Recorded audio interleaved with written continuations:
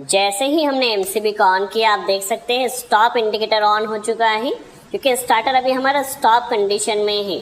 जैसे हम start push button press करते हैं आप देख सकते हैं स्टार्ट इंडिकेटर ऑन हो चुका है, ठीक है। और किसी भी वजह से यदि हमारा ओवरलोड रिले ट्रिप होता है तो ओवरलोड रिले के ट्रिप होने की कंडीशन में आप देख सकते हैं ट्रिप इंडिकेटर ऑन हो चुका है।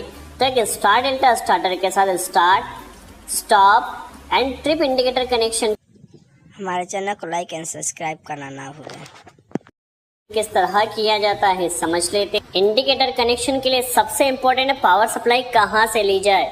सबसे पहले लाइन आया है ओवरलोड रिले के 95 में, यहाँ से सप्लाई है स्टॉप पुश बटन में।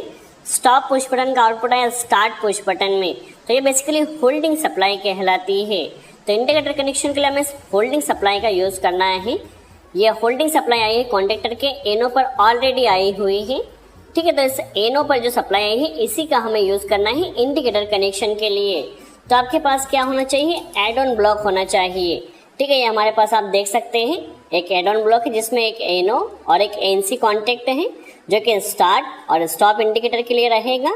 तो होल्डिंग सप्लाई से कनेक्टर हमने लिया है और इसे कनेक्ट कर देना है। देखिए अच्छे से पहले टाइट कर लीजिए और इस कनेक्टर को कनेक्ट करना है जो हमारे पास एनो और एनसी कॉन्टेक्ट है या एड ऑन ब्लॉक में जो कॉन्टेक्ट है यहाँ पर देखिए लुक कर लिया है।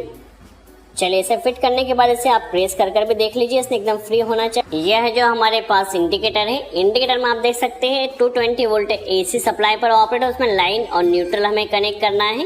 तो न्यूट्रल सबसे पहले हमने तीनों ही इंडिकेटर्स में डायरेक्ट कनेक्ट किया है।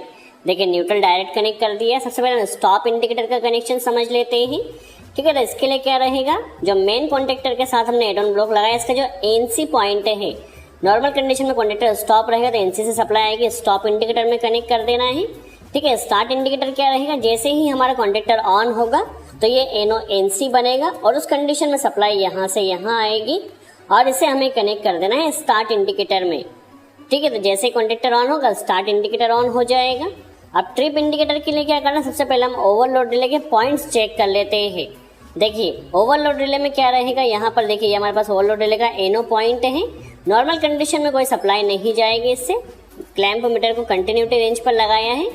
देखिए नॉर्मल कंडीशन में कोई सप्लाई नहीं जाएगी। जैसे ही हमारा ओवरलोड रिले ट्रिप होता है, ठीक है, मोटर के द्वारा एक्सेस अमाउंट में करंट लिया जाएगा तब यह ट्रिप होगा और उस कंडीशन में एनो एनसी बनेगा, ठीक है। और उस कंडीशन में हमारा ट्रिप इंडिकेटर ने ऑन होना चाहिए। तो 95 से जो सप्लाई आई है इसे 98 पर कनेक्ट कर दिया, ठीक है। नॉर्मल कंडीशन में कोई सप्लाई इस एनो पर नहीं आएगी। देखिए यहाँ पर कंटिन्यू सप्लाई है 98 पर। जब हमारा रिले ट्रिप होगा उस कंडीशन में 97 से यह सप्लाई आएगी